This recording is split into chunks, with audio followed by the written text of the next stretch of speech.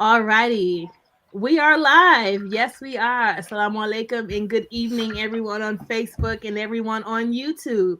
I know you're not used to what you're seeing right now, but that's okay because life happens and we have to switch it up. So, welcome to the Dope Muslim Women podcast. If you are just tuning in, please make sure you are following our page on Facebook and Instagram and YouTube, and make sure you share this so we can get the word out and we can share these amazing conversations that we are having with dope Muslim women and Muslim men. But today, it's the sisters. We holding it down today.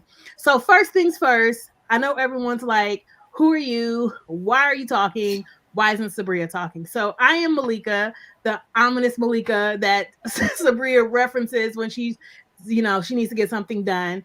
And I am stepping in to assist Sabria today because Sabria is a little bit under the weather, and her voice is a little strained. And we want to make sure that she stays in the best of health and iman. And so she will be here with us. You can see her right there, depending on where you're sitting. And she will be engaging, but not as much because we do not want her to strain her vocal cords any further. So before we get into it, even though I just said we don't want to strain her vocal cords, Sabria, would you like to say a few things? Oh, Assalamu alaikum, Dope Muslim Women podcast family. I'm out of commission with my voice, but I have my lovely producer Malika here. I'm so excited. This podcast is something that means so much to me. I had to be here to have this dope conversation. I know you will enjoy it, inshallah ta'ala. Please, assalamu alaikum, everybody, and join and welcome to Bleed No More, ending the perpetual cycle of pain and trauma in our relationships. Take it away, Malika. All right, everyone. So, once again, if there are any type of technical difficulties or laggings, please forgive us. We know technology is funny. There's been outages going on this entire year. So, please don't take it personal if something gets a little lag. Just know that the intent is there. And luckily for you, you can always go back and rewatch this on Facebook and YouTube, which you should be doing after you share it with all your friends and family on the YouTubes and the Facebooks and the Instagrams. So today we have an exciting panel of experts and just powerful women. And so I'm going to introduce these amazing women, and then we're gonna hop right into it because y'all come to the Dope Muslim Women podcast for the good conversation, and I won't keep y'all waiting. So first, we're gonna start with Sister Khadija Abdullah. Sister Khadija is an elementary educator, teacher trainer, curriculum developer, educational consultant, and trauma certified advocate with a master's and specialist in curriculum innovation and a master's in development reading and math. A wife and a mother of 4 beautiful, amazing children, and a lifelong learner. Come on now. Welcome, Sister Khadija. Thank you for having me. Thank you for being here. Next, we have Sister Farida Abdul Rahman, who is a wife, a homemaker, a mother of 4, a movie enthusiast, hey, an Islamic school teacher, and a proud Texan. She made sure she let us know. So, Sister Farida, thank you so much for being here as well. Thank you. Assalamu alaikum, everyone. Thank you for having me. And last but not least, Sister Shava Amir, please correct me if I'm saying that incorrectly. Did I say it right? Yes? You're correct. You said it right. You got it right. Alhamdulillah. Hey, dab, as the kids do. I don't know. So yeah, Sister Shava is a purpose-driven, passionate, and loving woman who believes that being a Muslim is a privilege granted by Allah subhanahu wa ta'ala, and that every day one should aim to prove themselves worthy of that privilege by living in obedience to Him and doing what He's commanded as us Muslims to do. Shava is originally from St. Louis, Missouri, where she was a radio personality for Kimmy Kim and Elations Radio with her talk show, Let's Talk Woman. And I don't see the rest, but listen, the sister out here in these media streets. So Let's welcome. talk woman to woman. There we go. Let's talk woman to woman. Boom. So thank you and welcome to Shava. So let's get into it. This is thank you for having me. This is part of season 4 of the Dope Muslim Women podcast, and it's part of our Rebirth and Rebuild podcast series. So for any of you who have been following the Dope Women podcast, we've had a very eclectic and diverse group of episodes this past season. It's been good. It's gotten a little heated.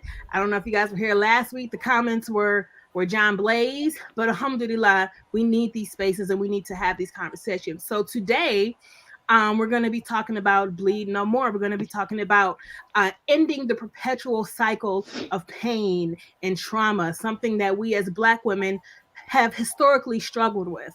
And we're going to talk about how that affects us, not only as Black women, but Black Muslim women as well. So, jumping right into this. And you know what? Since I read your bio first, it's Khadija, I'll shoot this one to you first. And then other sisters, please feel free to answer as well. But first questions first. When trauma is left unresolved and your experience of yourself is one of not being whole or somehow being broken, you're likely to bring the footprints of this into your relationships. Living with unresolved wounds and bringing all the resulting behaviors to your relationships is clearly not conducive to healthy, happy intimacy. So, what are some of the effects of having unresolved childhood wounds and or toxic generational patterns into the relationship, and what is the impact of that unresolved trauma on intimacy and connection within said relationships? That's a big question. And it takes a multifaceted answer. When we talk about trauma, trauma determines your trajectory because it literally reshapes the way you see the world. So depending on the type of trauma we're talking about, because traumatic events can create different reactions. You have traumatic experiences, events, traumatic environments. All of those can create different interactions with the people you're around. So specifically relationships with trauma as a child.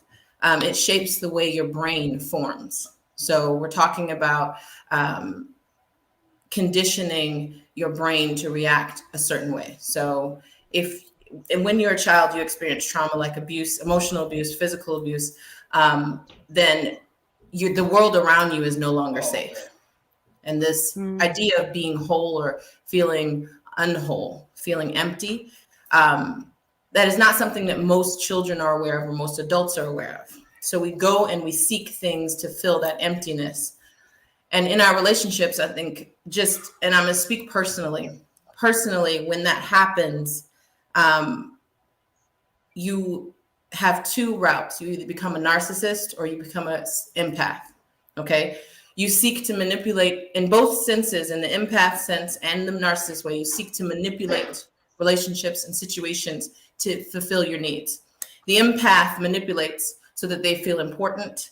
So they are people pleasers. They constantly please others, and that makes them feel whole. The narcissist believes that the world owes them something, so they tear down anything that's in their way, tear down anything that stands in the way of them feeling whole. Both are dangerous. Both are unfulfilling. And so you continue on this consistent cycle of trying to fill a void that can never be filled because you're not dealing with the actual cause or the problem, which is the trauma. Okay, you're seeking something that can never be found. So you're constantly feeling unfulfilled. So in a relationship, if you get into a marriage and say you're the empath, you are pleasing to feel whole. Well, nothing your spouse can do can make you feel whole. And so the resentment starts because you're doing all this stuff for them, but you're not getting what you need back because you don't really know what you need, because what you need is unrealistic. You're feeding trauma, not actually feeding a healthy relationship. For the narcissist, everything about your relationship is what you can receive from your spouse. So you become almost like a succubus. You become the person draining everything out of that relationship. So again, no matter how much you get from that spouse or from your partner, it's never enough. So in both cases, you have this toxicity, and trauma creates toxicity. So you react in ways, you interact in ways that create a toxic environment. Very unhealthy for not just you and your spouse, but also for your children, because whatever you're doing in that relationship, your children are learning also. So you're continuing this cycle of trauma onto your children, onto your husband, onto your wife in that relationship, that even if that relationship continues, will continue on. If it doesn't continue, it'll continue in other relationships that they then go into. So again, it's multifaceted, and I think the main point I'm trying to make is trauma creates a constant hole. Okay, it creates this void that can never be filled, and unless we are aware of our trauma, unless we really know that this is trauma, that void will constantly be sucking the energy out of every relationship that you have. Oof. Listen, y'all, it's real. Healing is real and it's work and it's going to be uncomfortable. So I hope y'all have your pen, your paper, and your tissues, because um, that she just really said something which was really important. The narcissist versus the empath, and maybe Sister Farida, you can expound on this as well. But it was very interesting to hear you say empath, because especially now, self-care is popping and everyone is spiritual, and alhamdulillah, I'm not knocking anyone's hustle, but this is America, capitalism, everything is for sale, right? But when you're talking about an empath and how people are manipulating, taking in emotions as a way of, whoa, Lord have mercy. They're manipulating, they're manipulating themselves and hurting themselves in the process of trying to heal from this trauma. Sister Farida, how you feel about that? No, it really rang true because, as a child, I had a very dominant, authoritarian, and loving father, but he definitely was the center of the universe. And pleasing him was my main objective. It was everyone in the household's objective. And so to this day, whenever I feel like I'm not pleasing someone and I'm not meeting expectations, I totally fall apart. So I don't think I would call myself an empath, but I definitely want to make my parents happy. I want to make my spouse happy. I want to make everyone in my life happy. And when I feel like I'm not meeting that standard, then I totally shut down and I totally close up. So it's a constant struggle of, some people grow up and they learn to hate men and they learn to hate that male figure in their life. Me, I grew up and I feared not living up to that standard. So when it comes to men, I was constantly in fear and trying to please. So that was my issue. And something that makes me think about, especially within Islam, and being submissive and obedient to your husband, and how this terminology sometimes is taken and is abused and is used to abuse people. Sister Shavah, do you have anything to add? I sure do. This is one of the reasons why I always say before you get involved in any marriage or any kind of companionship or even some friendships,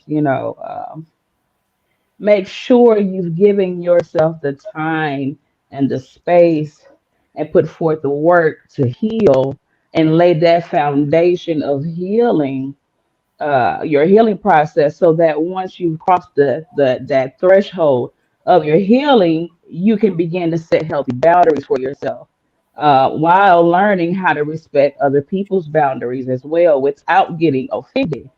Because when you avoid your healing process, you reject self-evaluation, you reject self-accountability and correction, and you reject growth, uh, and ultimately, you avoid or you reject your self-acceptance. And that's how we end up making the same mistakes and choosing the same kind of toxic people, for ourselves in our lives. But once we are truly healed, we learn to love, and accept ourselves right where we are, flaws and all. And we understand that we need the time and space to grow to mental, spiritual, and emotional maturity in order to be a true, for the women, a true, helpmate for a husband, or a true mother, or a true sister, or a true friend, and for the men, um, a man would be able to allow his wife to be the proper helpmate, for himself without seeing her, through the lens of offense. A healed man won't think that she's belittling him or trying to attack him in some kind of way. He won't see her as an enemy or competition, or some sort of threat against his character or his manhood, when she's offering her services, to help as a helpmate or a helpmeet. Um, because Allah subhanahu wa ta'ala, he uses wives for more than just, bearing children or cleaning up the house, um, or cooking. Allah uses us in every sense of the word help meet or help mate. You know what I mean? Um, Allah uses us as wives, for emotional, spiritual, and even mental, or even social health. Not just for, for friendships, it just applies to every level of companionship. You know what I'm saying? Allah didn't mean for us to just be, used, used and, so anyway, let me pass that. When a man, I just want to say, when a man allows himself to go through his healing process, he is able to see his wife how Allah subhanahu wa ta'ala created her for him. Um, but for all of us collectively, when we're wounded, if we're wounded and we're bleeding to death, there's no way we can properly be of service to anybody. When going through this life, we live for more than just ourselves. You live your life to help others. You know what I mean? Especially in Islam, I'm always making sure I try my best to make sure that I'm doing something to help somebody else, on a day-to-day basis. Even if it's just my children, or if it's just my husband, or if I see somebody else in need, somebody could just need a good word, so on and so forth, but I think that we can't be, you know, we can't be of service to anybody else. We can't help anybody else if we ourselves are bleeding to death.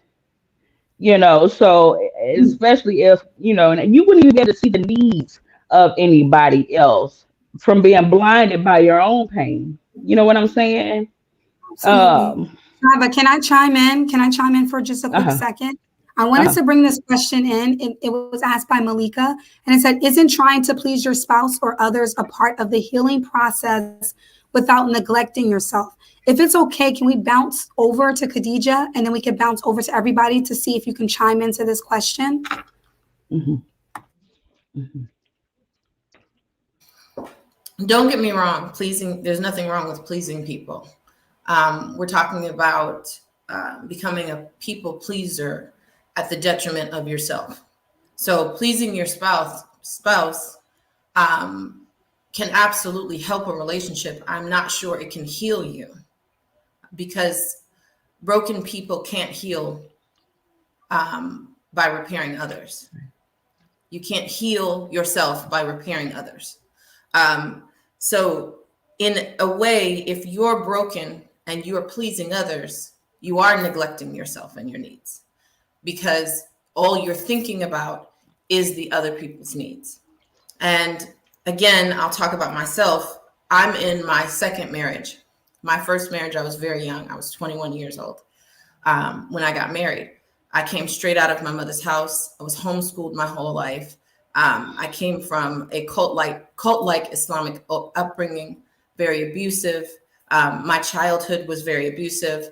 And so when I got into my marriage, my only goal was to move outside of abuse. And I felt like if I move outside of this home into another home, then I'll be safe. And my entire time in my marriage was to make sure that he was happy with me. The entire time, all I was doing was making sure he was happy with me. What I found out later on was that it wasn't enough for me, and it wasn't enough for him, because I wasn't pleasing to strengthen the relationship. I was pleasing to protect myself. So as in my brokenness, I did everything possible to make him happy, is what I thought. But in fact, what I was doing was everything possible to protect myself.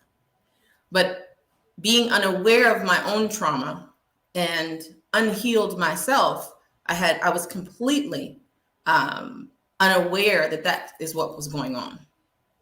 And what it caused was, after an 8-year marriage, was a whole lot of resentment and continuous trauma. Now, I want to say that what we experience as African Americans inside of our relationship isn't new to our generation or our parents' generation. Everything that we experience inside of our relationships as African Americans and as African American Muslims is unique to our experience in this country as previous slaves. Everything, when trauma happens, it can genetically be passed on to your children. So we have these cultural norms that we accept and things that we do, and we don't even recognize that these are things that are part of our own trauma. Relationships and conflicts between husband and wife, specifically uniquely to African Americans, right?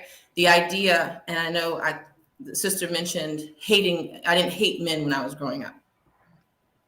As African Americans, we navigate relationships based on the idea that we have to be something for a man. We have to provide something for a man. And that is perpetuated in Islamic norms, and is also perpetuated in African American norms. We have to be something for them. As African American women, we carry the weight of male ego. And I know that's going to sound triggering, but we carry the weight of the male ego. As African American women, we raise our sons to believe that that women are here to protect their ego, to carry the weight of their ego. And as women, we raise our girls to believe that that is their job. And that didn't just come from Islam, because remember, as African Americans, we reverted back into Islam. That came from our culture. That came from our history. The belief that we are here to protect them and take care of them and make sure they're okay. But in all the while, we forgot to protect us, and that women have to be protected equally. So when we're thinking about taking care of a man and taking care of a relationship, or taking care of the husband in the relationship, we also have to remember that that can't be at the detriment of ourselves. Right. That broken people cannot heal anyone. It's like trying to fill a cup with an empty pitcher. You have nothing in it, therefore you're not filling anything. And healed people do not navigate relationships with broken people. Right. Broken people navigate relationships with broken people. Healed people navigate relationships with healed people. Naturally. So when we're in these relationships and we have to question whether or not there are moments, and alhamdulillah, I've been in a 13-year relationship with my husband now. And there are moments when I have looked at him and said, I don't know if this is going to work out. I don't know if I'm everything you need. I don't know if you're everything I need. But I know right now I'm questioning this whole situation. And in that moment, what made me realize that we were growing together, he stepped back and said, I don't know either, but let's figure it out. I don't know either, but let's figure it out. Right. And that's you know, yes, a lot of people, when people are talking about pleasing, you know, there's reciprocity that comes in this. So I'm giving to you, you're giving to me, we're pouring into each other, right? And so, you know, this idea of you can't pour from a glass that's half full. But if both of our cups are full and we're consistently pouring into each other, then neither of our glasses will be full. And then that overflow goes into the community, which is a perfect example of how, you know, the family is a community institution. It's not just I'm getting married because I need to get married, right? And I'll say this. When you're in a good relationship, you don't have to think about your needs because your spouse has got your back. you are each thinking about each other's needs to the point where you don't even have to think about whether or not your needs are being met, because both of you are meeting each other's needs. So I'm not Mhm. worried about whether or not I'm getting what I need. He's not worried about whether or not he's getting what he needs, because both of us are taking care of each other.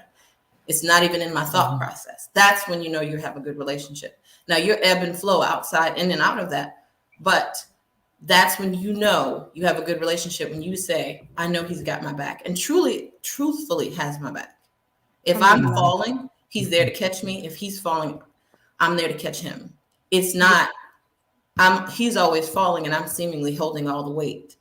And I think that's the norm that I grew up with, was the woman is doing all the work while the man is enjoying it. That's the example that I got growing up. He's enjoying the work that the woman's doing and putting nothing into the relationship. Right. And Really I grew quick. up in a polygamous situation, so he got a lot Mhm. of enjoyment, but none of the work. Right. Really quickly, before we move on to some of our other questions, we have one more question here that Mhm. perhaps we can get Sister Farid or Sister Shiva to address. And it's from Sister Samira Abdullah. Assalamu alaikum, Sister Samira. It says, what is the responsibility of the broken person on their road to healing? Is it to keep pointing the finger at the other person, or do you focus on yourself and figure out how to be whole again? That's a great question. For me, it's always do the work. If you're broken, for me, it's always a continual process. I can't say that I'm healed. I can say that I have a lot in common with Sister Khadija. Married at 18, came from a very authoritarian household, homeschooled, and went straight from my parents' house to my husband's house. So definitely, I had to do the work. I had to, understand that, I had to do some work. I had to get therapy. I had to talk it out.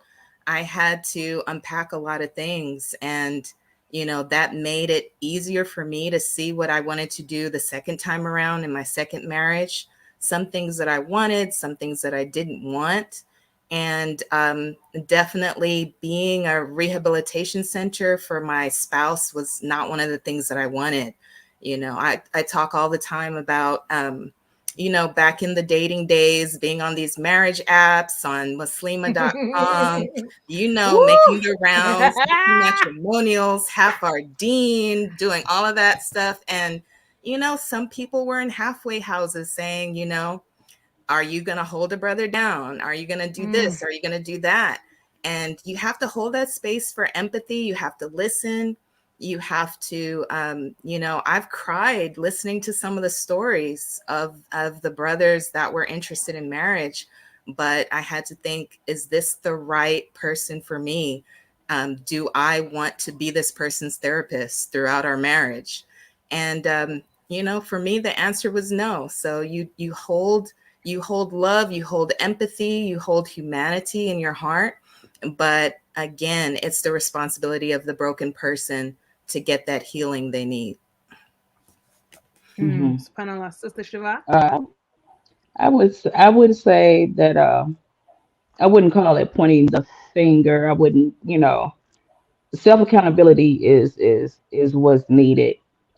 Recognize the other person's um, behavior that was detrimental to you and or the relationship or marriage or so on and so forth, so that you realize what uh, what you can or cannot tolerate, will or will not tolerate for yourself.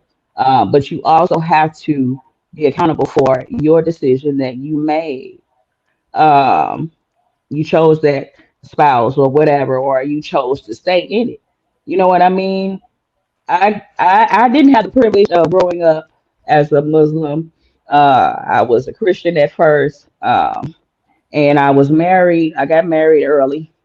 I got married when I was 22, and I was in that marriage for 8 years, and it was abusive, physically abusive, spiritually abusive, mentally abusive, emotionally abusive, and going through, and I mean, just when you go through abuse like that, it warps your perception of the world and the way you see people. And until it took for me to get fed up with being abused, it took for me to get and for my children to, for me to get fed up from, from them, witnessing it as well. I had to make a decision to get out and to stay out. And the moment that I did, then I went through this phase. I went to a crisis a crisis shelter for other battered women. And then I too, like the sister was saying, you see other people, going through uh, things that were similar, and just seeing the horrifying and listening to the horrifying stories. It's like, it's not worth it. And so you learn how to set those boundaries. You have to I learned that you really have to set boundaries for yourself, because the moment that you get involved with someone and they cross those boundaries and you let them know, hey, this is a boundary for me, you know I don't do this, and there's a problem, that you need to exit. um but I had to learn that until I unwinded everything that was toxic that was built up in my mind from what I had been through, there was no way I could be anybody's spouse, anybody else's spouse. It was hard for me to even be a parent at that time. My mind wasn't right. I had to. You go through. You do when you go through a grieving process, and while you're grieving, there's stages even in grieving. You go through the denial, you go through withdrawals, you want to go back, you go through, because you don't have a lot of women, a lot of us, I didn't have stability, I didn't have family to help me or anything like that. So I had to start from ground zero, and everybody doesn't want to go through that, but it's necessary. It's definitely necessary. And going through that, I had to get counseling and everything, because had I not gotten the counseling that I needed, I probably would become, and a lot of people do, they become what happened to them. You become the abuser, or, the aggressor. It doesn't even necessarily even have to be physical. It can be verbal. This is why people who are broken should not get involved with anybody until you have gone through your healing process. And it takes some time. It takes that time and that space where you are just you, yourself, and Allah subhanahu wa ta'ala. You have to get to a point to where you rely on him and him only. You have to get to a point to where you connect with Allah in a way that, especially, through prayer and the Quran and everything else, you have to understand that Allah knows everything. He's closer. The Quran says that he is closer to us than our jugular vein. So he knows all of this, and he is the supreme being. He is the one that, gives us what we need, our our spiritual healing, our mental healing, our emotional healing, and give you the strength that you need. Um, and you have to learn how to trust in Allah. You have to trust in Yes. yourself. um, because if you don't, you won't be able to trust anybody else. And you have to learn how to Absolutely. love yourself. I had to come to the point. This is why I say it's important for us to be accountable for our own decisions. Anytime when I am involved with somebody, or even in a friendship, um, no, I'll take it back to where in my first marriage, the thing that I was accountable for was, I'm gonna say, choosing him, but at the time I was in a situation where I really had no choice. But I really was accountable for how long I stayed. Going through what I went through and seeing my children going through what they were going through, because I chose to stay, that's what I was accountable for. And I had to accept that. And the reason why it was important for me to accept that, so that I don't do it again. And Alhamdulillah. so when I met my current husband, um, I was completely healed. And Allah blesses us, with who He chose for us, who He Yes. wrote for us to be with. But not until Allah didn't give me my husband until I was ready. I went through that process, that healing process, and it wasn't. And I realized that it wasn't until I crossed that threshold of my healing that I felt that I was whole enough, not completely, not 100% whole, but whole enough not to not to perceive even my husband, that I have now, perceive him as offensive. You know, Allah made my husband to where he meets my needs and I meet his. Automatically, automatically. Alhamdulillah. Right. You got Because something to say? Uh-huh. No, go ahead. yeah, No, go ahead. Oh, yeah, okay. it's just there's okay, so we just have one more question that we want to take from our viewers because it's a very important question. And inshallah, Mhm. maybe Sister Khadija, you can harp on this, and then it's already 36 minutes in. We still have so much more to get to. So Sister Mukhtar Mhm. from Brooklyn Stand Up says, what are some signs of being healed or starting to see signs of being healed? Mm. Um, I would say that um, clarity is a sign of being is starting to be healed. I don't think that people who go through trauma, I have a belief that you'll never be healed. You'll learn how to manage your scars. Um, when we grow up, when we experience in our childhood or whether young adulthood or adulthood, when we experience trauma, that leaves lasting effects. It's like saying you can heal from a wound, but the scar is still there and it reshapes the way you look, right? If you have a scar somewhere, it's going to look different. So you look different, you navigate differently. When you know that you're healing is when you are not triggered, when you can accept accountability. And I want to be clear that accountability is not about blame. Accountability is acceptance. We think of accountability as blame, taking the blame. No, accountability is acceptance. And especially when we talk about the relationship with Allah. I grew up a Muslim. I was surrounded by hadith and Quran and this belief that Allah is in control of everything and there's no reason to be sad or depressed or stressed out because Allah's got control of everything. I know there was a point in my life where I became very angry at Allah. I became very angry at Allah. I became very angry at Islam and the people around me because every single person that I grew up with that wore Islamic garb, that promoted Islam, that was very knowledgeable in Islam, they were abusing Islam. They were abusing people. So I became very distrustful of Deen and Islam and Allah. Accountability happens when we accept that the things that happen to us, yes, we're the qadr of Allah, but understanding that resentment comes from me. When I resent the things that happen, that is me not accepting the qadr of Allah.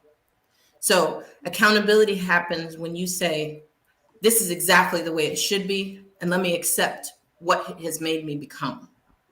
So with me, every single bit of abuse that I went through as a child, every bit of abuse that I went through as a young adult helps me to identify trauma in young children.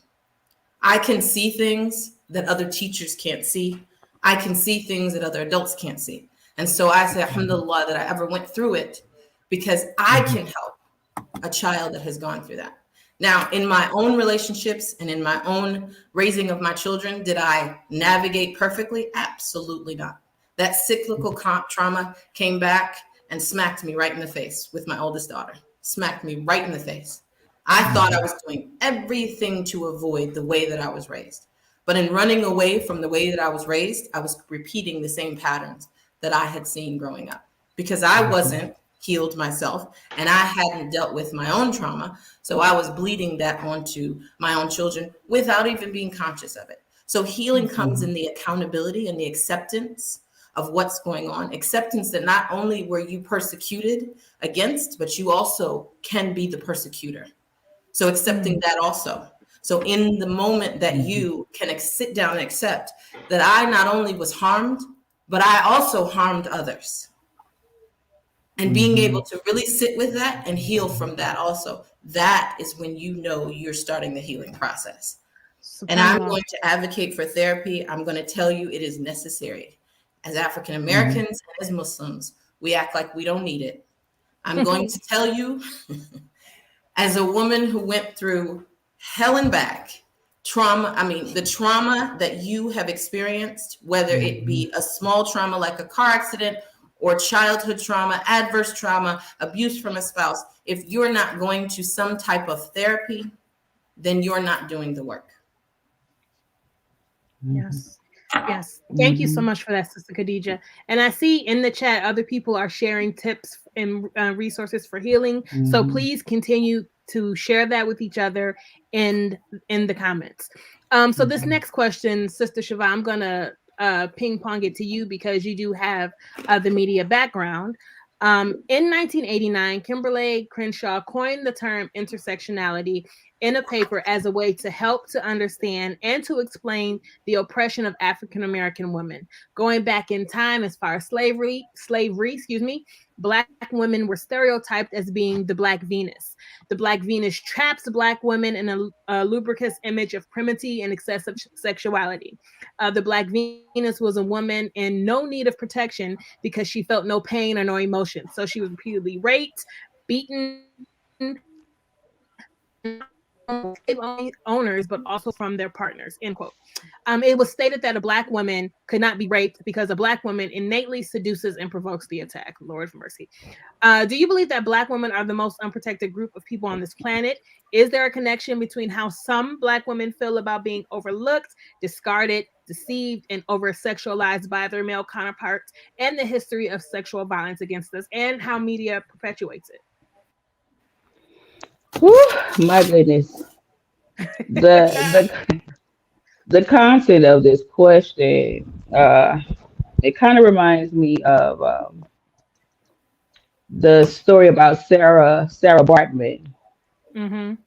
Um, she was exhibited as a freak show because of her voluptuous, the way her body was built. Black women we are divinely built, you know. And that's why, Allah gave us the command to cover up. We are not supposed to be showing, you know, our goods that are meant for our husbands to the world. But back to Sarah Bartman, in the 19th century Europe, under the name, they gave her the name hypnotized Venus.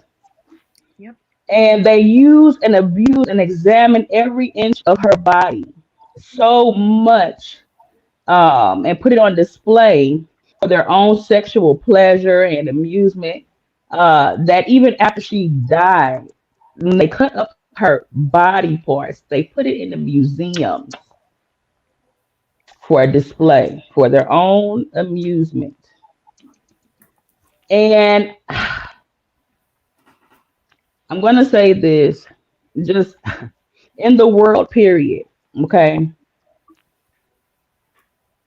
the kind of people that did these, I'm gonna call it what it is, these demons that did what they did to us back then.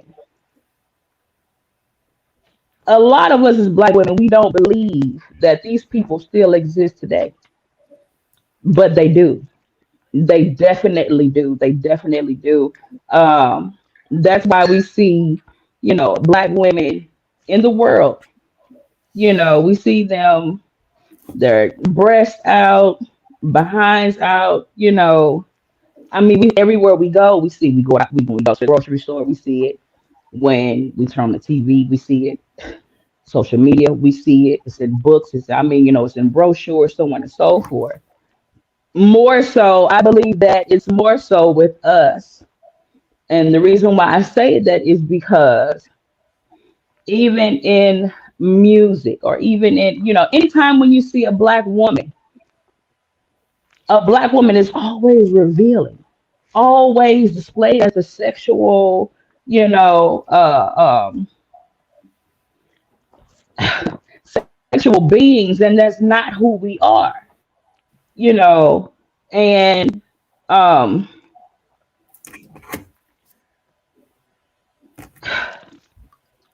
this is the sad thing is that we have accepted it. And the mindset that our people, when we were suffering in severe slavery, the mindset that we developed was to make our trauma that we went through, to make it normal. We normalized abuse, you know, um, to the point to where now it seemed like we welcomed it, and we never did. We never did. And so even that mindset systematically, I believe, is systematically passed down even to us as a whole, period, And things like this, of course, should not even an inkling of it should not exist in Islam. We have the Quran, we have Allah's law, how we are to deal with one another, how we are to treat one another. I'm not going to touch too much on this. I'm going to let the other sisters speak on this. But um, I've heard stories about how some men, they have used women, would get married in Islam, would get married, have sex with the women or whatever, and only, but only for so long. Some months pass, and then boom, there's a divorce, and then boom, then they have someone Or the else, next. Mm-hmm. And what baffles me is, as real as we as Muslims know Allah subhanahu wa ta'ala is, and that He created marriage, ordained marriage, and at first did not allow divorce. At first, He did not. And so now that it is allowed, we treat it, both the men and the women are guilty of this. We treat marriage and how we deal with one another, we treat it like it's nothing. Like we won't be judged for how we treat one another. And so this is why I always say we have to be careful how we treat one another. We always should keep Allah subhanahu wa ta'ala at the forefront in our minds, how He sees us. He even knows our even thoughts, our intentions, and so on and so forth. Um, Just to but we piggy, I as want to. Go Yeah, ahead. I just wanted to maybe throw it to Sister Farida as well, that we know that Yeah. Islam protects us as women, and it protects our sexuality, it protects our sensuality. However, do you still think that there's that connection, because some Black Muslim women do feel as if they are being treated like the women we were told not to be like, right? So Absolutely. do you feel Absolutely. like We have do you that good girl image that we have to maintain. Absolutely. I mean, we know the statistics. A Black woman is murdered every 6 hours. 6 out of 10 Black girls are molested or intimately assaulted before the age of 18. I mean, we know the statistics, Mhm. we know the real deal, and we know that collectively we are very unprotected. So my answer to the question is yes. However, individually, we can take steps to protect ourselves. We can make sure that we are practicing self-defense. We can make sure that we are in safe neighborhoods and doing our best to move out of unsafe neighborhoods. We can do our best to, enjoin community policing in our own communities. We can do our best to try to ally with people that are happy to protect us and to stand up for us. So while on a collective level, yes, I do agree. I believe that we need to be strategic as Black Muslim women. We have to be strategic to take matters into our own hands to ensure our protection. And that goes for our image as well. We need to stop supporting these harmful images in society that sexualize us and demean us, even if it's coming from our own people. We need to boycott it. You know, we need to boycott people that are not uplifting us. If we see images that are disturbing and sexualizing, we need to boycott it. We need to protest against it. And we need to, you know, politically advocate against it. You know, nobody's going to do these things except for us. We have to do it for ourselves. Sister Khadija, do you think it is the image itself, or is it the people who are controlling the image? I think we live in a paternalistic society. I think we live in a society run by men, and the ideas of sexuality are perpetuated by how men perceive women. I'm going to disagree with the idea that covering is meant to cover us up so that because we're covering up the things that are only meant for our husbands. I believe that is part of it, but also everything that Allah has commanded is purposeful. Everything that He has commanded, everything that He requires us to do is purposeful. So in the sense of when we cover, it removes the idea that I am just a sexual object. You have to pay attention to who I am as a person when I'm covering. As I navigate in a society that is nothing but non-Muslims, I'm the only Muslim in my school. I notice the difference in the way that men treat me versus the other women. Can't help but notice it. There is a definite respect that the covering commands. So I think that is the number one reason why we cover, because it commands respect. It commands you to see us for who we are, not for what we're worth or what we can do. And I think this is a good question because we, in this generation, we see a lot of covering that is very sexual. Okay. We see, as we navigate Instagram, we see a lot of our young girls are becoming more sexualized and wanting to become more beautiful in that way. And I think this is something that we definitely need to talk about as a Muslim community, because our young women feel like they need to be seen in a certain way because society is perpetuating this idea that you are not worthy unless you are sexually desirable. I don't know if I would say that we are the most unprotected, but I would definitely agree that we are unprotected. And I'm going to say, as a community, Islamic community, we don't protect our young women. And as a society outside of Islam, we don't protect our women. Growing up, I was made to believe that my duty was to lay down with my husband and to produce his babies. That's what I was told that my duty was, right? I could never deny him. That was my duty. And I had to be, I had to get ready for it. I had to ask permission for everything, even cutting my hair. So I grew up with these ideas. And I remember at 14 years old, I was assaulted by a group of young boys. I remember being afraid to tell my mother because I knew she was going to blame me. I knew she was going to say, were you covered? Were you behaving in a fashion that you were supposed to?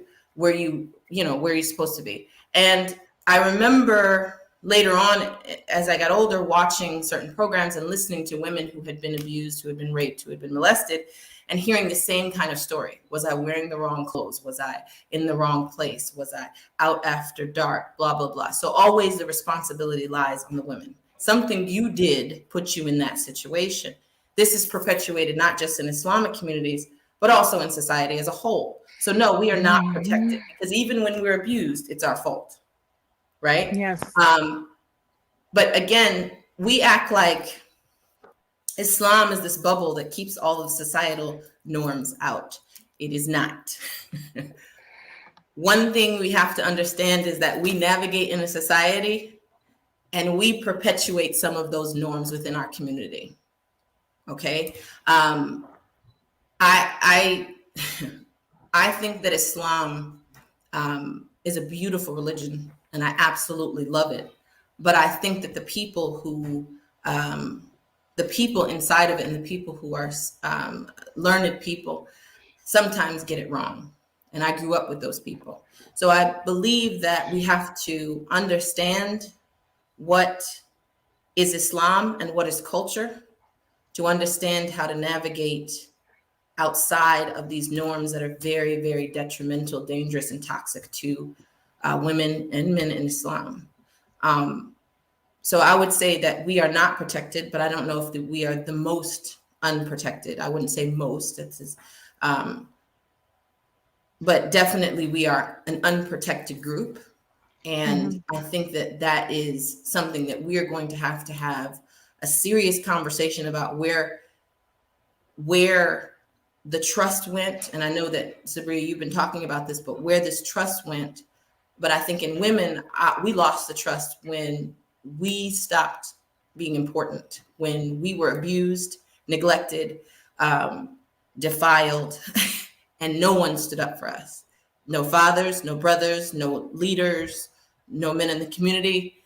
And that's when we lost the trust. And I think that for a long time, we haven't been having these conversations because it seems like it's men against women or the sisters against the brothers, when in actuality, it shouldn't be that. It should be us having a conversation to heal the damage that has happened generationally, because this is a beautiful religion. And unfortunately, we have young women and young men leaving in droves, leaving the religion, leaving the practice because of that lack of trust. So it's not just women that don't trust, it's the men that don't trust. And the same men and women that grew up watching these brothers promote Islam and speak at the minbar, but also turn around and abuse their wives and abuse their children.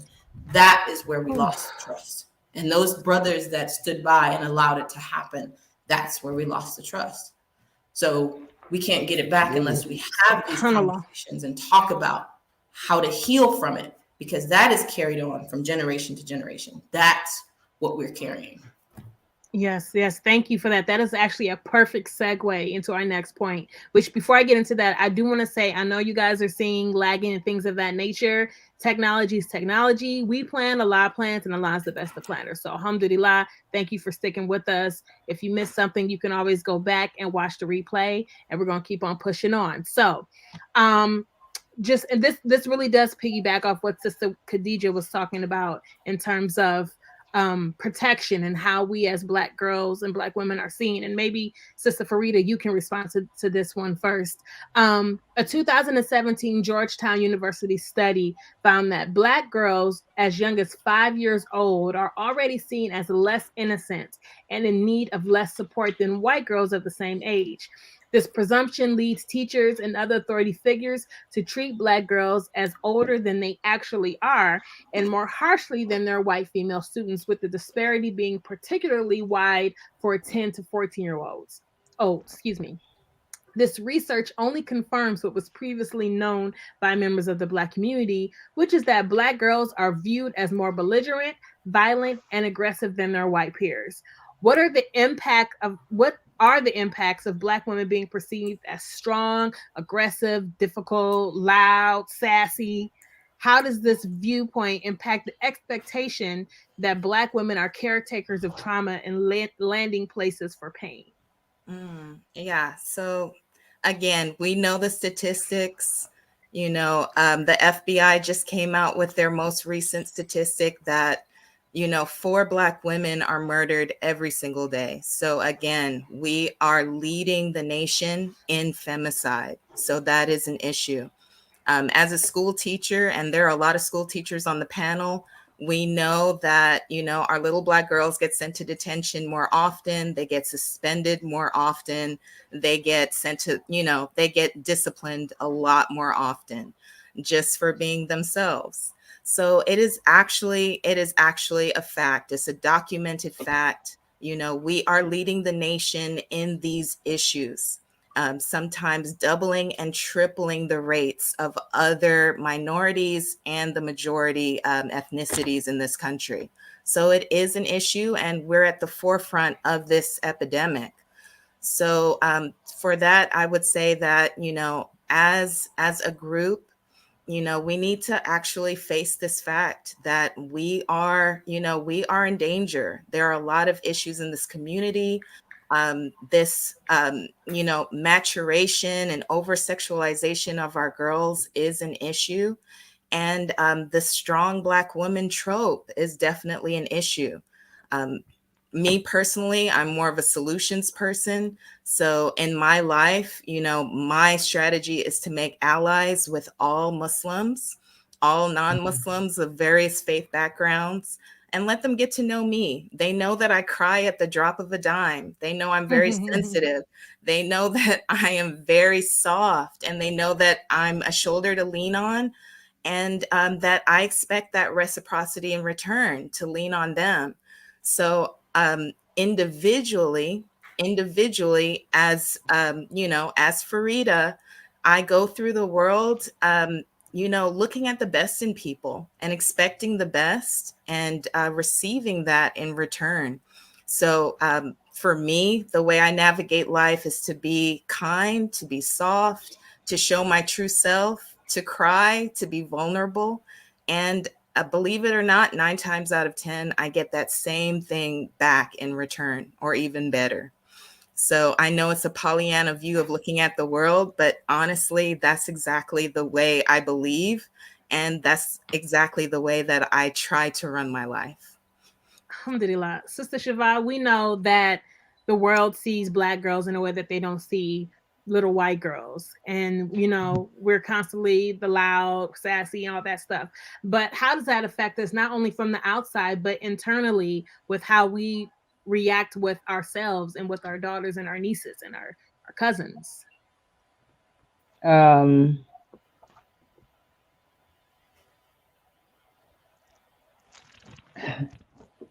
um, I think that we are naturally passionate people. I think that we are naturally passionate, um, as Black women, even when we're young. I think that's a natural. I think that's a natural thing for us. I think that maybe because of what we had been through, that our reaction to it kind of makes a lot of us quote unquote aggressive. A lot of us, even when we're little, we feel, going through certain things, certain traumas, and certain, even, being teased about what we look like, so on and so forth. A lot of, we're our characters and everything, we're our personalities are shaped um, by what we go through, and if we don't have the proper parenting, from our elders, if we don't get the proper um, upbringing, um, we we have what we have today in society. A lot of little girls are growing up, um, and they're very aggressive. More so than what we were when we were little. Um, they do act more like adults now. And you even have some situations where girls are the ones now going after the boys, so on and so forth. Um, and it's so I just want to say, in Islam, I raised my daughters up to, with the proper home train. I'm old school, so I'm like, we're not involved in, things things that are basically sinful. You know what I mean? You raise your child in the way that they should be.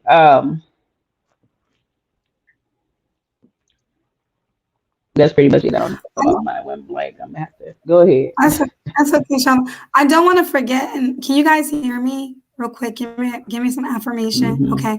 Yes, I don't want to ma'am. forget the main point of this question. Because when I drafted this question, this was the cornerstone of why I created this podcast. I'm going to push this to you, Khadija. This idea about being caretakers of trauma as Black women, landing places for pain for our men. Where did this idea come from? From our historically? And how do we stop this generational pattern that has killed many of us, that continuously hurt and wound many of us as Black women because we think we are responsible. We hold the weight. We're supposed to be responsible for being the landing places of other people's trauma and pain. Do you get my question, Khadija? Okay. Okay. Hold on. You're muted, Khadija. I'm sorry. Historically, it came from our husbands being sold on the slave block. It came from us having to protect ourselves. Understand that the slavery dynamic didn't just go away. The trauma from slavery didn't just go away. It was carried with us generation through generation. So imagine a woman watching her husband being sold off and knowing she now has to protect her children and herself from the slave master. Imagine that a woman is being raped in front of the husband and the husband can't do anything. Imagine what that leaves on a woman's psyche and what that leaves on a man's psyche. Because ultimately the goal was to break down the family dynamic. Ultimately the goal was to make sure that they were not strong as a unit, be it denying them the ability to get married, denying them the family unit, removing their children, their spouses from them when they had them. So that the purpose was to break down the family unit. And at the forefront of that, the woman was left with protecting her family, her children. And I think that carried on through generation. I remember growing up and hearing things like, we have to make sure our house is secure because the men come in and they are out there in the world and they have to deal with all that. So we have to make sure they have a peaceful house. Make sure they have a plate ready for them and make sure they have. And I remember thinking as a little girl, well, who's making sure I get a plate? And who's making sure I have a peaceful house? Who's supposed to make sure that both of us, isn't it supposed to be both of us? I remember thinking that as a little girl. This doesn't make sense. But those cultural norms that we grew up with, right? I know that if you grew up in an Islamic house, you were taught to believe your job was to make sure that he came home to a clean, safe house. And so we take on this idea that all of the issues, all of the problems are our burden. Our job is to make sure that he is at peace. And there's nothing wrong with that, but I think it should be, we were never taught that it should be reciprocal. It should be us taking care of each other's peace. So what that does is it strips a woman of her, it strips, and I'm going to speak personally, strips you of your identity. You don't know who you are.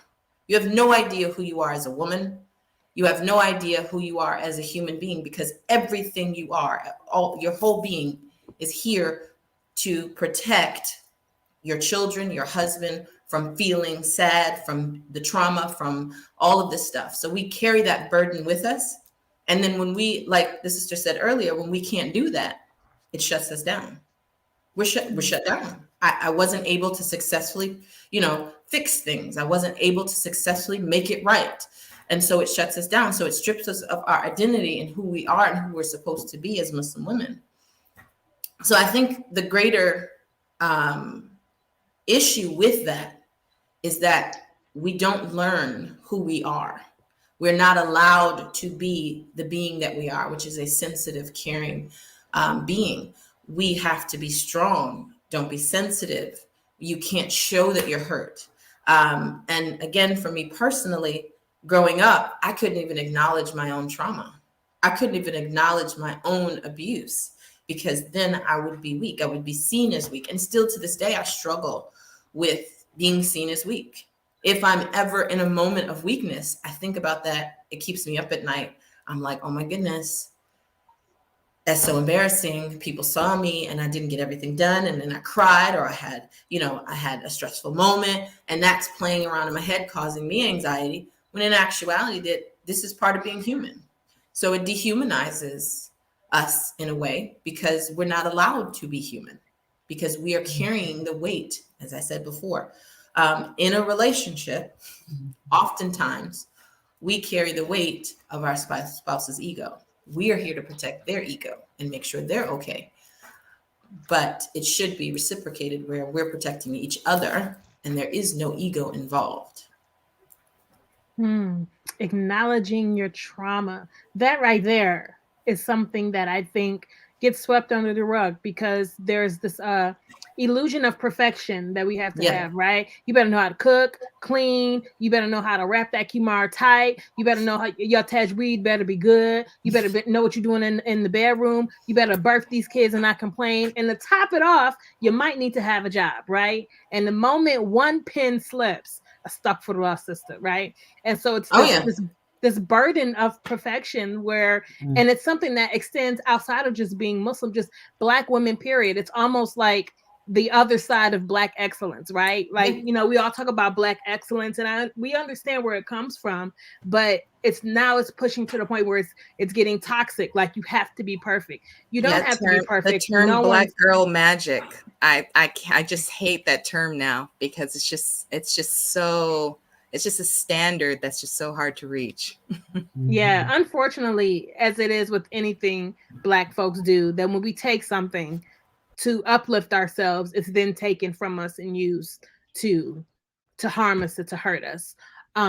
So yes, but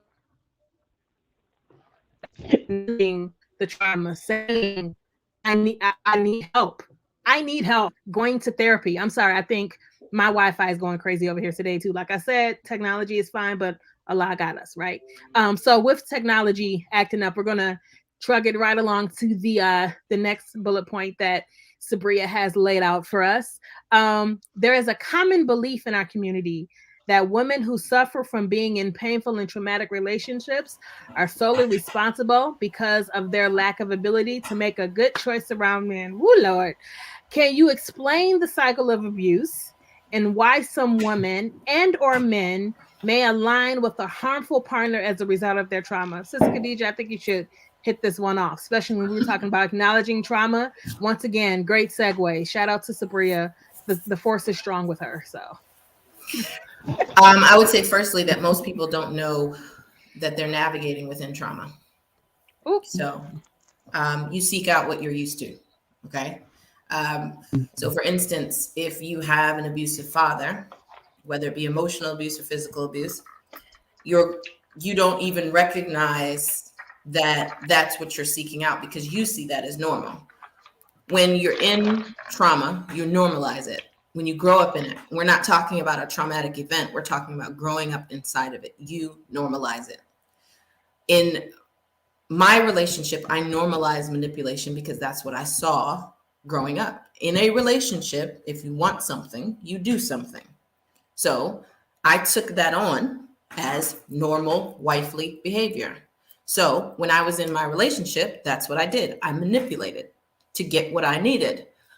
It wasn't until I acknowledged that this was a trauma behavior that I was able to say, this is not healthy. At the time, all of the red flags flew up and said it wasn't healthy, but I didn't see them as red flags. It was just stressful events.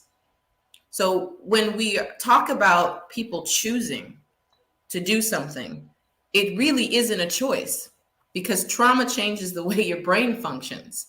The way you see safety is completely different than the way other people see safety. And I'll use an example. A child that is raised in a house with severe poverty. That child can grow up and make enough money to pay the bills to have food, but still be miserly. Why? Because no matter what, they're still the child that went hungry, right? So no, you navigate in a way, you navigate according to what you normalize. And in most situations with trauma, you normalize it. So you pick spouses that you're used to, that feel safe. And in abusive relationships, even though they're abusive, it feels safe. It feels like this is what I need because this is what I know. It's like taking the same road to work every day, even though you know that that road takes longer, you're still going to take that road because it's what you know, right? People who overeat don't choose to overeat and be unhealthy. This is what they're used to. This is what makes them feel safe. It feeds that hole we were talking about earlier. So in these relationships, I think that we have to understand how trauma changes the brain and changes the way we navigate the world that we see. For me, growing up, because of my abuse, I isolate myself. I still do to this day. As soon as someone gets close to me, I'm like, nope, dangerous, danger, danger. And I'm back inside of my hole. And I have to force myself outside of it. And I literally, in moments, have to tell myself, you're okay, this is safe, they're not going to hurt you, blah, blah, blah. Even as a 43-year-old woman, I'm still telling myself, telling that little girl, everything's okay, you'll be fine. And I have to, it's a constant work. You have these demons, they never go away. You just learn how to put them on a leash. You just learn how to control them. You learn coping mechanisms. But the like Sabria was talking about in her earlier shows, trauma bonds and things like that. This is what you know. This is what you're used to. And until you acknowledge and take accountability for your own trauma, you're going to navigate in what makes you feel safe and what you know. Because nobody goes into unknown waters. So I'd rather stay with the enemy I know than test an enemy I don't. And so you get into these relationships with what you know. Yeah, my dad acted like that, but I loved him and I can love this guy too. So we navigate in what we know. And it's the comment just came up. It's unconscious. It's not a conscious decision. You're not saying, you know what, I really like the way he slapped me in the face the other day. And I really think that I should stay in that. No, it's, I can ignore this moment because look at all the other things he does for me. I can ignore what she did this time because look at all the other beautiful things she does for me. And so we minimize the toxic behavior and maximize the little tiny things to make it seem normal. And we do that all the time. And we do that over and over again. And before you know it, you're in a 3-year relationship, turns into a 6-year relationship, turns into a 10-year relationship. And until you say, this thing is not a small thing. Him doing this, her doing this is not a small thing. This is a toxic thing, and I need to get out of it.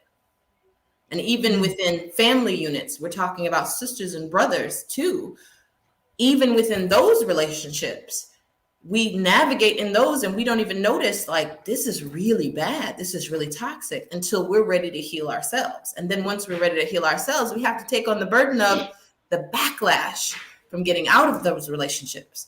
Not just from the spouse you're with or the family member, but also from the community that deems you the demon or the villain because you decided to navigate outside of an abusive relationship. That's another thing that women have to deal with also, and men have to deal with. They question why this sister left. And then, of course, you got the rumor mill started and all this stuff started and questions are come up. So a woman will stay in it because it feels safe. Yes, that familiarity that people stay with what they know. When you're talking about cycles of trauma, people do stay with what they know, whether it's conscious or unconscious.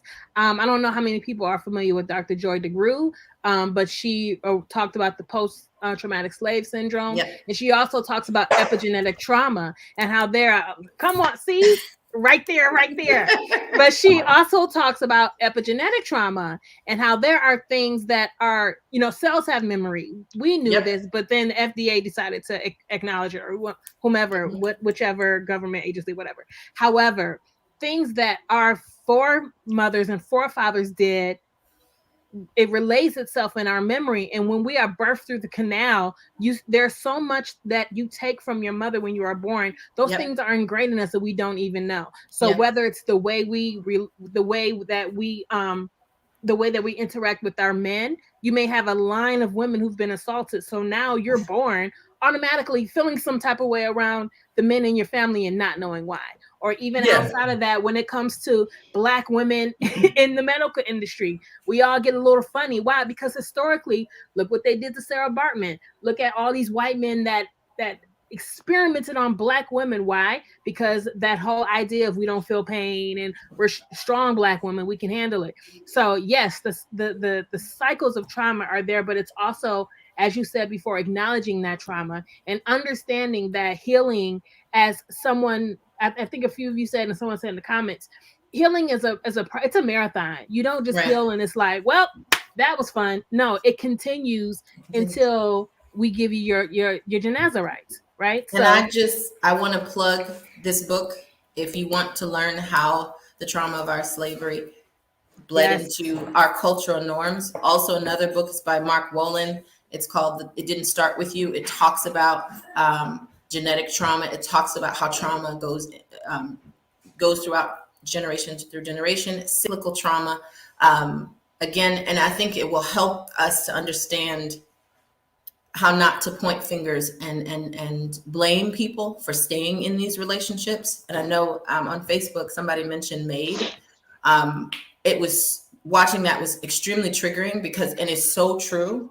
And it went into the intricacies of why women stay. And it also went into the intricacies of, it didn't paint him, yes, he was a bad guy, but it helps you to understand where it was coming from. His own trauma made him into a huge narcissist who then got into a relationship with an empath, and together they created this chaotic relationship that each of them could not leave, and they were bound to each other. And I think that is important to say, and that was a perfect example of the narcissist and the empath, and the yin and the yang of that, and how that looks in relationships. We always see the persecutor as the bad guy, but we have to understand that all of this comes from somewhere, and most of it comes from unhealed trauma. And understanding that also will help your healing, because when you go through situations of abuse, the first thing you start to think is it's you. There's something wrong with you. The reason why you were neglected, abused, is because you weren't worthy. But when you understand that this person that abused you was coming from a broken place himself or herself, then you can understand that this is not about you, and it ain't none of your business. What's your business is the healing to get you into your whole self. So I had to understand that even though I went through 20, 30 years of abuse, this didn't mean that I was less than or unworthy. It meant that I, taking accountability for my own trauma, that I was navigating in the same pools. I kept fishing in the same pool because it's what I knew, and I wasn't healing. So it wasn't the fact that I was unworthy. It's that I didn't believe that my trauma was real, that I didn't believe that that I was worthy of love. Alhamdulillah. Very briefly, Sister Farida, Sister Malika, Shiva. Yes, Malika, ma'am. can we just jump right to debunking the myths, just in the interest of time? If Yes, they can do ma'am. that. The boss lady says move on, so we move on. Uh, so what we're gonna do, in true dope Muslim woman podcast fashion, we have our fast five. We have to figure out a terminology for this, but we have 5 myths that I'm going to read each myth, and I would like you guys to tell me whether you think it is true or false. There are no prizes at the end, so just in case you're wondering. All right. So the first one is, my childhood trauma doesn't affect me as an adult. That was a long time ago and it wasn't that bad. True or false? This is Khadija.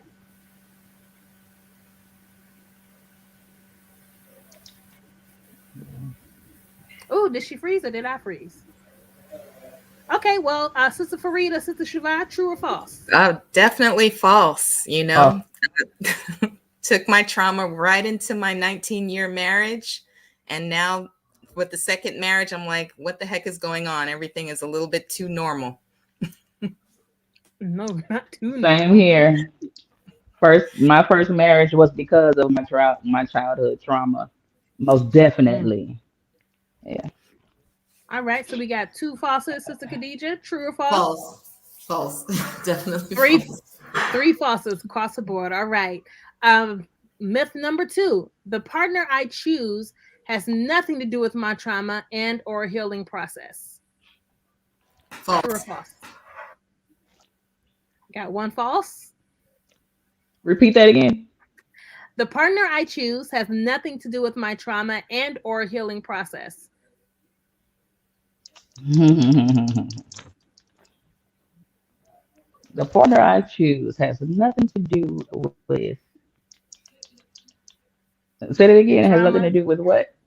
The your trauma. trauma, or healing process. Bing, Mm, bing, bing, bing, bing, bing, false. bing. All right, we've got two falses, Sister I, Farida. False but true. I would say false because once I stopped fishing in that pool that Sister Khadija talked about, Mm. things got a little bit weird, and I wasn't ready for the normalcy. I want to say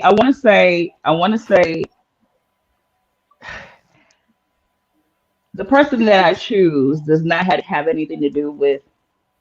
Okay. The reason why the part that I said true is only because my personal experience, um, when I met my husband, I started to realize there were things in me that I had not yet healed from. And I had no idea that those things were even still there. And had my husband had not have been in my life at that time, those things would have still been laying dormant in my subconscious mind. So, you know,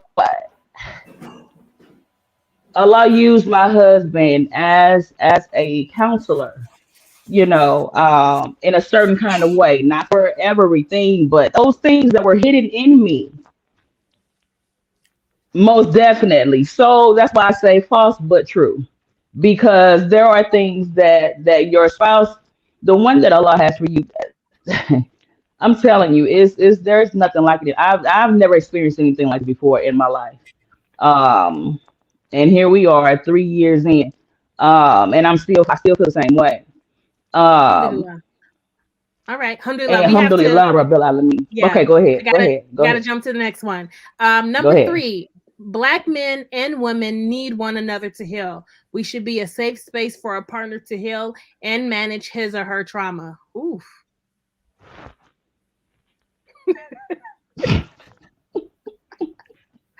And the hush fell over the Well, crowd. all I can say for me, I think we need Allah subhanahu wa ta'ala. I don't think we need any man or any woman to heal.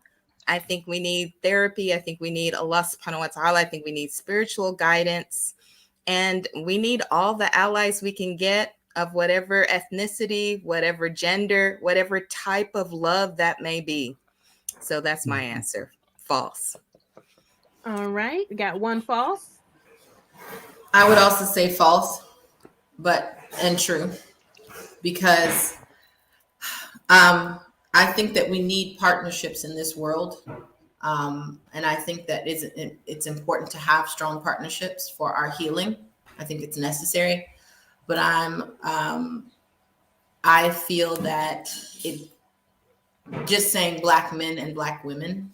I'm one of those that believes believing women and believing men. So believing men, believing women, and in that belief, true belief, we can heal, support each other in our healing. Alhamdulillah. Sister Shiva, true or false? Both. Okay. Both, because that's the reason why I believe that's one of the purposes of marriage, that we are a safe can be a safe space for one another, for healing and so on and so forth. However, just because a person is not married or with a spouse or whatever, does not mean that they cannot heal. It does take a lot to put Allah. Allah is definitely everything that we need. He is sufficient for us. So both. All righty. Number four, you only experience trauma after a life-threatening event or if the event directly happened to you. True or false? False. False. False. Yep, around the yeah, I kind of felt that one. Called residual trauma. Residual trauma. Write it down, boys and girls. Or whoever's here. And finally, number five, Black Muslim women tend to struggle with the idea of being replaced, discarded, used by their male counterparts, as a result of the generational wounds around sexual abuse. Polygamy can be a hotspot for women who perceive it as being used just for sex and or power. True or false? Hmm. I think Sabria should answer this one. She knows. I mean, growing up, I saw the threat of polygyny being used a lot in the household. I saw actual polygyny as a punishment. I saw women supporting their polygamous husbands. I've seen it all. I've seen it all growing up as a Muslim. It doesn't trigger me. That issue of polygyny, as long as it's done right, is fine with me. Alhamdulillah. I like the idea to, maintain healthy families. But yeah, I've seen it being used as a weapon growing up as a child. So it could be a tender spot for a lot of sisters. All right. Oof. Next. I'm not going next. I, I think that, like everything else, it's been abused. It has. I mean, that's a fact. And if you grew up in Islam, you experienced what that was like, or you knew somebody that experienced what that was like. So yeah, it's a triggering thing for a lot of women, women and men. My husband and I both grew up in polygamous families, and it's a hot spot for both of us. I don't think it's just women. I think both of us are like, yeah, no, not for me. And I think that attitude comes from the fact that it was abused so much growing up. It was used in the wrong manner. It was used for the wrong thing. So, and it wasn't healthy. So I think it's true that it is definitely a hot spot. Okay. And last but not I least, Sister Shiva. I'll say it. I'll say it can be. It can be. And the reason why I say that is because, like the sister said, that there are people who have abused it. I've seen a lot of. I mean, I'm not in the polygamous marriage, so on and so forth, but I can't say that I'm not, or that I'm against it. It's what Allah Subhanahu wa Taala, made permissible for us. Um, I think that you have to be a certain caliber of person for polygyny, and I believe that it really solely depends on the husband, on how he deals with his wives, how he governs, so on and so forth. But I do also believe that there are a lot of Whew, I believe there are a lot of women that can make it bad as well. The husband could have good intentions, and there are some women who don't. There are some women who are competitive. There are some women who are evil. While there are some men who are evil, who abuse and so on and so forth, there are some women who are as well. So yeah, I believe that it can be. It can be. All right. Jazakallah Deal khair, breaker. sisters. Jazakallah khair. And we have reached the end of this podcast. This was a very heavy subject. Anytime you're talking about trauma, whether it's generational, epigenetic, just anything like this in general, it opens up a lot of wounds for a lot of different people. So I encourage those of you who are watching to continue having these conversations, one with yourself and with your family members, and getting over that initial hump of being scared to talk about it. That's a huge chunk of it right there. Once you get over that hump of the fear, of the stigma of talking about trauma, then you can really start to heal. So with that said, okay, one last question, and we're gonna make it quick. This is for I Brother knew Sabria Kareem. was going to put that question up there. I knew it. One last one. We're gonna read it, and then we're gonna ask everyone to please rapid fire. So 4 to 5 minute answer, 3 to 4 minute answer. How about that? Okay. So question says, Assalamu alaikum, rahmatullah, alaikum assalam, rahmatullah. Allah bless you all with the health, happiness, safety, and security in this life and the akhirah. Allahumma ameen, bismillah. how can we as Black Muslim men assist our Black women as being your spiritual peace in Islam? It's a question I've never heard asked from you, from us. Hashtag just rules ain't it. Ha! I like that hashtag. But yes, so how do our brothers assist us in being our spiritual peace? I mean, for me, it's just take back your manhood, take back your, take back your ownership, just, actually for me, it's just, I love a man who knows his role in Islam, who is a protector, a provider, a producer, a problem solver, who listens, who's gentle, and just follows the footsteps of the Prophet Sallallahu Alaihi Wasallam. It's really just that simple. Just take back your God-given place in this world and be the best person that you can be. The rest is really up to us. We're accountable for our own healing, for our own journey, and we've got to do the work for ourselves as women and men. SubhanAllah. Next. Sister Khadija, you want to go? I think that when we say act like a man or take back our manhood, we have to understand that's not always a known thing. Manhood is not something that has always been taught. Manhood is not something that men are very aware of. A lot of times we have stereotypical ideas of malehood and manhood. We work on this idea that men can't be sensitive and can't cry, and they have to be strong, and they have to be the provider, and they have to do all of these things. But I think that to be in a healthy relationship, or to support us as Black women, as women, period, you have to understand that we have to be in this as a partnership. This cannot be where you do your man thing and then I do my woman thing, when every relationship is different, right? Every situation is different. Culturally, it's different. So when you say manhood or be a man, what does that mean exactly? And that can mean different things depending on the culture that you were raised in. So understand it's about partnership. When you decide to wife a woman, or you have to understand that it's okay to be sensitive and vulnerable with her so that she feels safe, that you are in it with her. Because this idea that he's supposed to be strong, you're supposed to be strong, but we can't be weak together is the problem in relationships. And then what happens is we become enemies of each other because we're battling this idea of strength. Who's supposed to hold up this marriage? Who's supposed to hold it together? Well, you're not doing it, I'm not doing it, then we're pointing fingers.